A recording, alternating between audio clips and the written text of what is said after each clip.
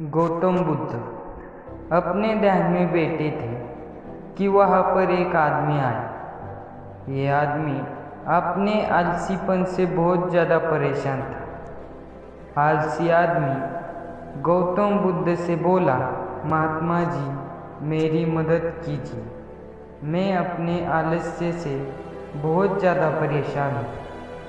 आप ही कोई उपाय बताइए जिससे मैं आलसीपन से छुटकारा पा सकूं। गौतम बुद्ध ने उस व्यक्ति से कहा, पहले मुझे यह बताओ कि तुम्हें क्यों लगता है कि तुम आलसी हो।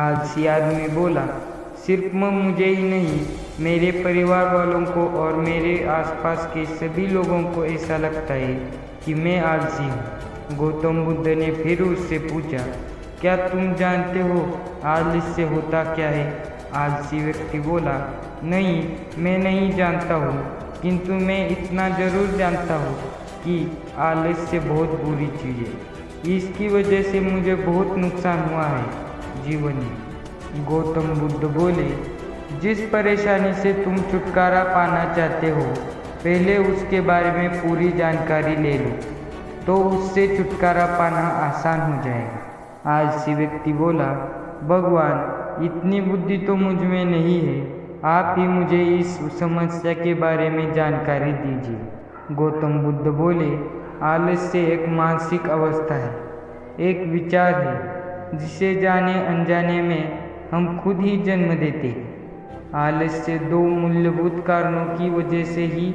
जन्म लेता है, एक है शारीरिक और दूसरा मानसिक। शारीरिक कारणों में पहला कारण है गलत तरह का भोजन। हम सभी जानते हैं कि हमारे शरीर को भोजन से ऊर्जा मिलती है और यह ऊर्जा सजीव चीज़ों से मिलती तो अच्छी, यानी कि प्राकृतिक रूप से जो हमें भोजन की वस्तुएं प्राप्त होती है, उससे अगर यह ऊर्जा मिलती तो हमारा शरीर इससे अच्छी ऊर्जा प्राप्त करता है। इससे उलट यदि हम निर्जीव वस्तुओं से ऊर्जा प्राप्त करते हैं तो यह हमें आलस्य की ओर लेकर जाती है। दूसरा कारण, हमारी शारीरिक गतिविधियां भी हमें आलस्य के चंगुल में फंसा सकती है। गौतम बुद्ध ने आलसी व्यक्ति को अपने शिष्यों की तरफ इशारा करते हुए कहा कि देखो, इनके चलने फिरने बैठने की तरीकों में तुम्हें कुछ अलग नजर आ रहा है। जब आलसी व्यक्ति कुछ समझ नहीं पाया तब गौतम बुद्ध ने उससे कहा, मेरे शिष्य जब भी बैठते हैं तो वे रीढ़ की हड्डी को एकदम सीधा रखते हुए बैठते हैं। चलते हैं तो उनके दोनों पैर के बीच अच्छे संतुलन बना रहता है, और जब भी सोते हैं तो उनका शरीर एकदम शिथिल रहता है। ऐसा करने से उन्हें रात्रि में एकदम सही तरीके से नींद आती है। आलसी व्यक्ति बोला, लेकिन नींद तो आलस्य का की एक रूप है। बुद्ध बोले, हाँ, अगर उसे ज़्यादा मात्रा में लिया जाता है तो। बुद्ध ने इस बात को आगे बढ़ाते हुए कहा, नींद कम मात्रा में लोगे तो तुम्हें अगले दिन थकान महसूस होगी, और ऐसा करने से ज़्यादा आलस्य शरीर में आएगा। नींद ज़्यादा लोगे तब भी यही परिणाम होगा, इसलिए नींद को ना ज़्यादा ना कम, एकदम सही मात्रा में लेना अति आवश्यक है। आलसी व्यक्ति बोला, हाँ, यह तो मैंने भी अनुभव किया है। बुद्ध बोले, अब मानसिक कारणों के बारे में जानो। मानसिक कारणों में सबसे पहले है हमारी पुरानी गलत धारणाएं। अक्सर ऐसा होता है कि हम पहले जिन कामों में असफल हो चुके हैं, हमारे अंदर ऐसी भावनाएं बन जाती है कि हम उस काम में हमेशा असफल होते रहे, जिस वजह से हमें उस काम को करने में आलस हो जाता है।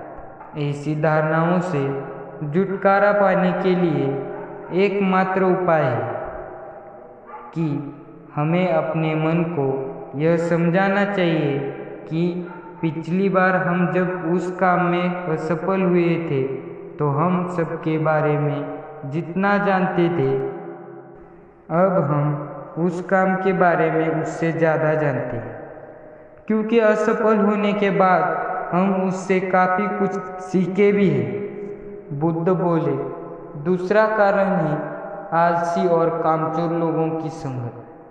कई बार ऐसा होता है कि हम आलसी नहीं होते, मगर जिनके साथ हम रहते हैं हम उन जैसे बनने लगते हैं। इससे छुटकारा पाने का उपाय बहुत सरल है। कामचोर और आलसी व्यक्तियों से दूर रहो। ऐसे व्यक्तियों की संगत में रहो जो अपने काम को बड़ी लगन से करते हैं और तुम्हें कुछ सिखा पाए। गौतम बुद्ध ने तीसरा कारण बताते हुए कहा, यह कारण आलस्य के लिए सबसे बड़ा कारण है। काम को कल पर टालते रहना यह कारण इतना शक्तिशाली है कि किसी भी व्यक्ति को बर्बाद कर सकता है। इससे बचने का सबसे आसान उपाय है कि जो काम जितनी जल्दी संभव हो उतनी जल्दी कर दिया जाए।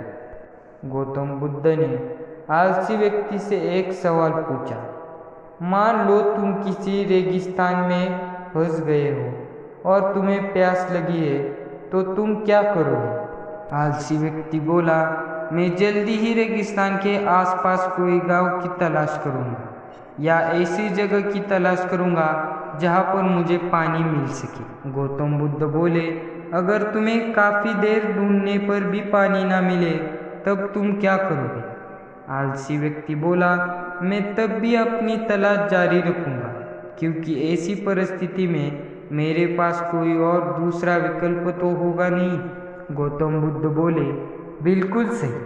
और यही है मानसिक स्तर पर आलस्य का चौथा कारण। किसी भी निश्चित लक्ष्य का ना होना यह भी आलस्य की ओर लेकर जाता है। अब सुनो पांचवें कारण के बारे में। गौतम बुद्ध बोले, सोचो कि तुम्हारे पास काफ़ी सारे सोने के दागिने हैं जो तुम्हें एक जगह से दूसरी जगह लेकर जाना है। तुम चलते चलते थक जाते हो और किसी पेड़ के नीचे बैठ जाते हो और तभी तुम्हें दूर से तुम्हारी तरफ दौड़कर आ रहे डाकू दिखाई देते हैं, तो क्या तब भी तुम आलस्य करके वहीं बैठे रहोगे या ऐसी परिस्थिति में तुम वहाँ से उठकर दौड़ने लगोगे? आलसी व्यक्ति बोला, जी मुझे वहाँ से दौड़ना ही पड़ेगा, नहीं तो मेरी जान और सोने के दागिनों दोनों खतरे में पड़ जाएंगे। बुद्ध बोले, यानी कि तुम्हारे पास एक ठोस वजह होगी दौड़ने के लिए। यही है आलस्य का पांचवा कारण। किसी भी काम के लिए ठोस वजह का होना जरूरी है। आलसी व्यक्ति महात्मा बुद्ध की बातों से संतुष्ट हुआ। बोला, महात्मा जी, मैं अब आलस्य के बारे में सब कुछ जान चुका हूँ और अब मैंने इसी सभी कारणों पर काम करूँगा और अपने आलस्य को दूर भगा दूँगा। दोस्तों, आशा करता हूँ गौतम बुद्ध और आलसी व्यक्ति की कहानी आपको अच्छी लगी हो और इसे पढ़ने के बाद अब आप कभी भी जीवन में आलस नहीं करोगे।